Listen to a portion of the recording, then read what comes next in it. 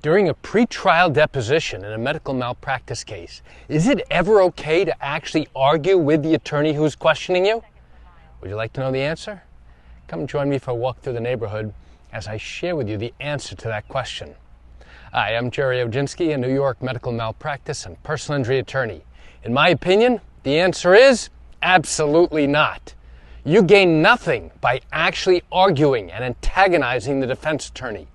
You gain absolutely nothing other than being labeled as an obstructionist, as someone who is antagonistic, as someone who has an agenda, as someone who's got a beef, as someone who wants to make a point and prove something.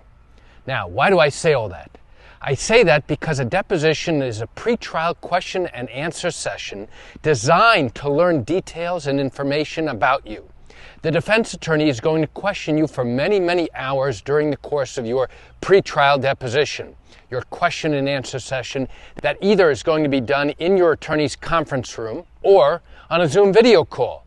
Either way, your attitude makes a difference. Either way, how you answer the questions makes a difference.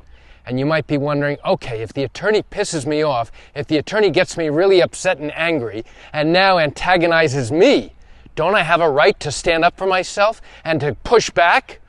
The answer is, you do have a right to push back. You do have a right not to accept that antagonism. You do have a right not to have your buttons pushed. However, it doesn't mean you should exercise that right. Now, what do I mean?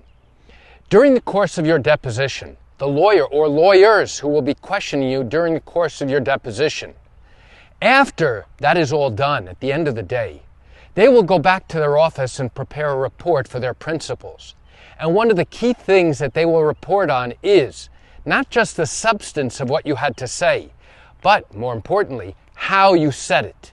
More importantly, they will want to know your attitude. And they always will answer this question in their report. What type of witness will this person make in front of a jury at trial?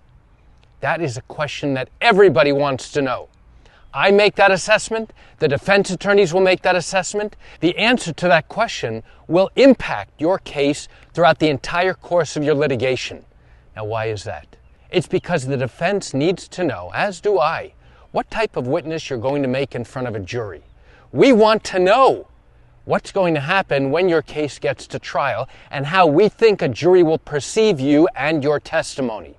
If you come across as nasty, as obnoxious, with an attitude, now we know that the jury may not really like you. No matter what type of case you have, no matter how much expert support you have for your particular medical malpractice case, if the jury does not like you because of your attitude, now it changes the dynamic of your entire case. And now it changes the value and the interpretation by the defense of your entire case. Don't think for a second that the merits of your case are the only thing that the defense looks at when evaluating your case. That's not true. They look at many more things, and one of the important things that they look at is what type of witness you are going to make at the time of trial. Now, in most cases, the defense attorney is going to be polite, they will be professional, they will be respectful of you and what happened to you. However, there are some instances where the defense attorney is not so polite. There are some instances where the attorney is being less than respectful. There are some instances where the attorney, I would have choice words for the attorney, for the defense attorney, based upon their attitude and their antagonism and their clear distrust and disbelief of what you have to say. That, in my opinion, is few and far between. And when that happens, that may be an act. It may be designed to try and push your buttons. It may be designed to see if they can get information from you, to get an outburst from you. And in that instance, if you go ahead and fall for the bait, guess what? Now you open yourself up to mistrust. You open yourself up to the possibility that the same thing can be done at the time of trial. And if the defense knows that you are susceptible to having your buttons pushed and flying off the handle simply because they don't believe your answers, now they know that they can do the same thing at trial.